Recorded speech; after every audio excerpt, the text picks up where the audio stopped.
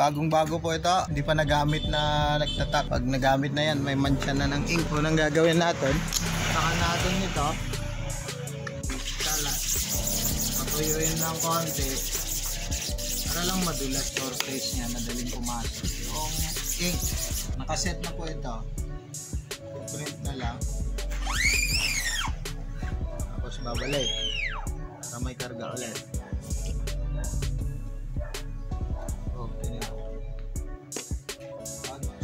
Lapot, dagdagan nito pampalabnaw, kunti-kunti lang, kaya salin nyo sa ganito kasi pag galing dun sa lata malaki hindi nyo makontrol yung patak mo.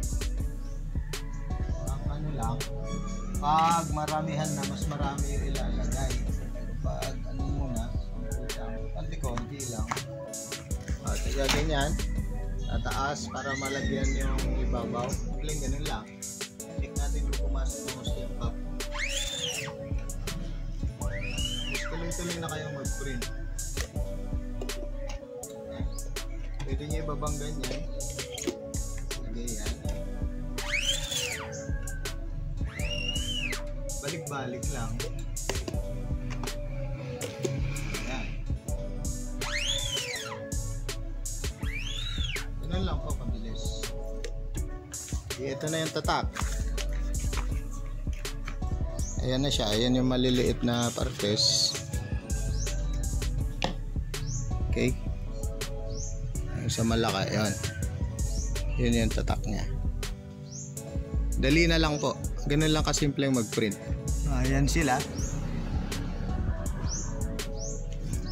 Tama po yung height niya sa pagkalagay. Yung spacing niya dito sa may mga linya niya. Ayan. Pag niluwagan natin ito, aalisin. Luwagan lang yan, thumbnail yung ganyan. Press dun ano, tapos ganyan. Tataas na yan, ganyan. Yung mga ink natin, iskupin lang una. Sa madamihan na, puno na itong frame natin. Kalimutan ito, importante itong malinis lagi at huwag nabigasan ng ink. Pick upin natin yung natirang ink. Pag numipis, palitan ito. Huwag nang mas matuyo para hindi kumalat yung unang nakuha. Medyo manipis na, patakan nito, tapos palitan yung pangpunas. Ganda yung maraming pamunas kahit maliliit lang na ganito.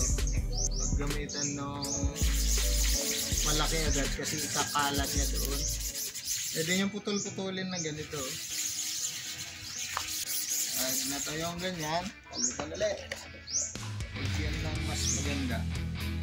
Mas patakan nito. Mas magastos pa rito sa paglinis ng reducer kaysa dun sa panghalo kasi patak-patak lang yung paglalagay. Gusto natin palabnawin yung ink. Ingat lang na ganyan. Pupunasin din sa ilalim.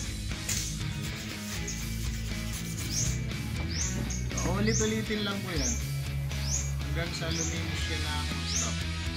Yung pamunas ninyo, maghanda ng kahit maliliit ganito.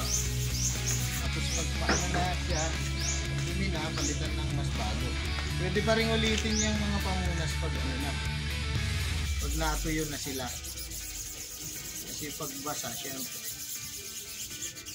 magkakalat yan. Nasan din sa ilalim. Makikita nyo naman kung malinis na. Puputi yan. Parang liliwanag yung mga butas. Ganun kasimple. Ayan, madungis na yung frame. Natural po yan. Mas madungis pa yung iba. Yan, itatapat natin yung linya dito sa gitna para guide natin yan. Pag binaba natin ito, yung blade nya either na eksakto sa ibabaw o di kaya hihila siya dito sa malapit sa image. Dito, titingnan natin kung naka-level siya. Yan, i-press na ganyan, tapos hihigpitan dito. Yan, para makuha yung level. Tapos ulitin natin, babalik na ganyan para hindi siya umangat ng husto. Pag nilagay ng ganyan, medyo mataas pa, kaya bababa ulit na ganyan, hihigpitan itong mga maliliit na tornilyo nito. Kita nyo, bumaba na. Ang dapat na baba niyan, mababa lang talaga. Parang ganito lang. Pwede na yung ganyan. So, hihigpitan dito para abutin niya yan. Pwede nyo tulungan na ganyan para mas mabilis lang. Malapit ng ganyan. Kasi po, pag nagpe-print na tayo, pe-press yung ganyan, ano, so ganon. Tapos yung ink may iwan doon. Tapos itataas natin ganon. Tapos babalik niya ganon. Ganun po yung system nitong ano, pang print po natin. Palagi kong inuulit para makadagdag dun sa vlog natin. Gawa po kami ng gawa para sa bawat customer na bumibili sa atin. So, paulit-ulit na lang yung instructions na ginagawa po natin. Okay, i-impake na po namin at ipapadala papuntang Pasig po ito.